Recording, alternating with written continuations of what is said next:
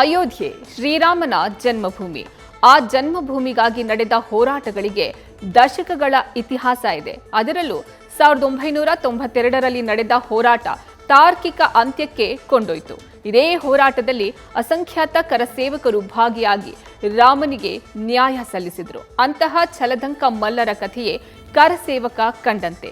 ಶುಭಾ ಗೋಪಾಲ್ ಇಡೀ ಕುಟುಂಬದ ಜೊತೆಗೆ ಕರಸೇವೆಯಲ್ಲಿ ಭಾಗಿಯಾಗಿದ್ದವರು. ಒಟ್ಟು 7 ದಿನ ಅಯೋಧ್ಯೆಯಲ್ಲಿ ಪ್ರಭು ರಾಮನ ಸೇವೆಗೈದಿದ್ದಾರೆ. ಹಾಗಾದ್ರೆ ಶುಭಾ ಗೋಪಾಲ್ ಕಂಡಂತೆ ರಾಮ ಚಳುವಳಿ ಹೇಗಿತ್ತು ಕೇಳೋಣ.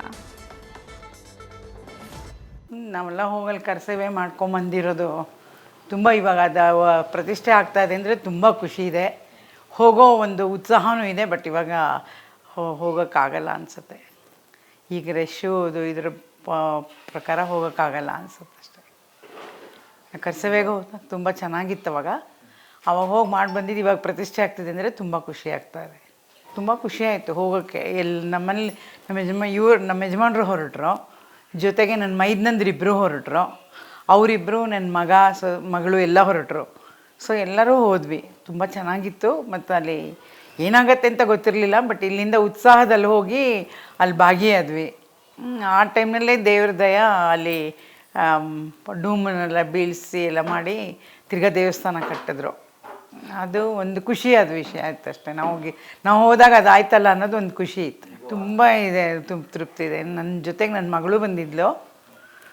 ಎಲ್ಲ ಹೋಗಿದ್ವಲ್ಲ, ತುಂಬ ಖುಷಿ ಇದೆ ಅದು ಹೋಗಿದ್ದಲ್ಲಿ. ಅಲ್ಲಿ ಏನಿಲ್ಲ, ಫಸ್ಟು ಇದು ಬೀಳಿಸಿದ್ರು, ಏನೋ ಡೂಮ್ಗಳನ್ನೆಲ್ಲ ಕೆಡವಿದ್ರು. ಆಮೇಲೆ ತಿರ್ಗಾ ಎಲ್ರಿಗೂ ಎಲ್ಲ ಸ್ಟೇಟ್ನವ್ರನ್ನೂ ಕರೆದ್ರು ಇಟ್ಟಿಗೆ ತೊಗೊಂಡು ಬರೋಕ್ಕೆ. ಮತ್ತು ಮಣ್ಣು ತಂದು ಸರಿಯೂ ನದಿಯಿಂದ ಮಣ್ಣು ತರಬೇಕು ಅಂತ ಹೇಳಿದರು.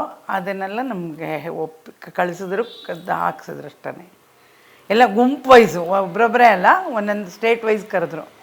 ಕರ್ನಾಟಕದವ್ರನ್ನೇ ಒಂದು ಸತಿ ಆ ಥರ ಕರೆದಾಗ ನಾವೆಲ್ಲ ಒಟ್ಟಿಗೆ ಹೋಗಿ ಅದನ್ನು ಅವ್ರು ಹೇಳಿದ್ದನ್ನು ಮಾಡಿಬಿಟ್ಟು ಬಂದ್ವಿ ಅಷ್ಟು. ಇಲ್ಲ, ಎಲ್ಲ ಸಂಘದ ಸೂಚನೆ ಇತ್ತು ಗಂಡಸ್ರುಗಳಿಗೆಲ್ಲ. ಮತ್ತು ನನ್ನ ಮಗಳೂ ಸಮಿತಿನಲ್ಲಿದ್ದಾಳೆ, ಅವಳಿಗೂ ಸೂಚನೆ ಇತ್ತು ಬರಬೇಕು ಅಂತ. ಹಾಗಾಗಿ ಇವರೆಲ್ಲ ಹೋಗ್ತದ್ರಲ್ಲ, ನಾನು ಬರ್ತೀನಿ ನಿಮ್ಮ ಜೊತೆಗೆ ಅಂತ ನಾನು ಹೊರಟೆ. ನನ್ನ ಮೈದ್ನಂದ್ರು ಹೊರಟರು, ಎಲ್ಲರೂ ಹೊರಟಿದ್ದಕ್ಕೆ ನನಗೂ ಉತ್ಸಾಹ ಬಂತು, ನಾವು ಹೋಗಲೇಬೇಕು ಅಂತ ಅವ್ರ ಜೊತೆಗೆ ಹೊರಟ್ವಿ. ಮತ್ತು ಮನೇಲಿ ನಮ್ಮ ಮಾವ ಅವ್ರಿಗೆ ಒಂದು ಸ್ವಲ್ಪ ಭಯ ಇತ್ತು, ಎಲ್ಲ ಹೊರಟ್ಬಿಡ್ತಿದ್ದೀರಾ ಗಂಡು ಮಕ್ಳುಗಳೆಲ್ಲ, ನಂಗೆ ಏನಾದ್ರು ಹೆಚ್ಚು ಕಮ್ಮಿ ಆದರೆ ಅಂತ. ಅವಾಗ ಅಂದರೆ ಅವರು ಸಂಘದ ಸ್ವಯಂ ಸೇವಕರೇ, ಅವ್ರಿಗೂ ಭಯ ಇತ್ತು. ಬಟ್ ಏನು ಆ ಥರ ಏನು ಅಪೋಸಿಷನ್ ಏನಿಲ್ಲ, ಕಳಿಸ್ಕೊಟ್ರು, ಸಂತೋಷವಾಗಿ ಕಳಿಸ್ಕೊಟ್ರು. ಹೋಗಿದ್ವಿ, ಎಲ್ಲರೂ ಹೋಗಿದ್ವಿ. ಮನೆಯಿಂದ 7 ಜನ ಹೋಗಿದ್ವಿ ನಾವು. 92 ಕರಸೇವೆನಲ್ಲಿ ಇದ್ವಿ. ಅವಾಗ ನಾವು ಹೋಗಿರಲಿಲ್ಲ, ನಮ್ಗೆ ಅಷ್ಟಾಗಿ ಗೊತ್ತು ವಿಷಯ. ಭಯ 2ನೇ ಸತಿ ಹೋದಾಗಲೂ ಆ ಭಯ ಇತ್ತು. ಯಾಕೆಂದರೆ ಏನು ಬೇಕಾದ್ರೂ ಆಗ್ಬೋದಲ್ಲ, ಅಲ್ಲಿ ಹೋದ್ಮೇಲೆ ಏನಾಗುತ್ತೋ ಅದನ್ನು ಫೇಸ್ ಮಾಡಲೇಬೇಕಲ್ಲ, ಅದಿತ್ತು.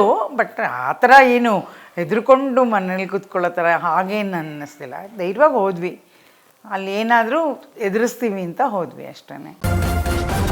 ನ್ಯೂಸ್ ಫಸ್ಟ್, ನಿರ್ಭೀತಿಯಿಂದ ನಿಮ್ಮ ಪರವಾಗಿ.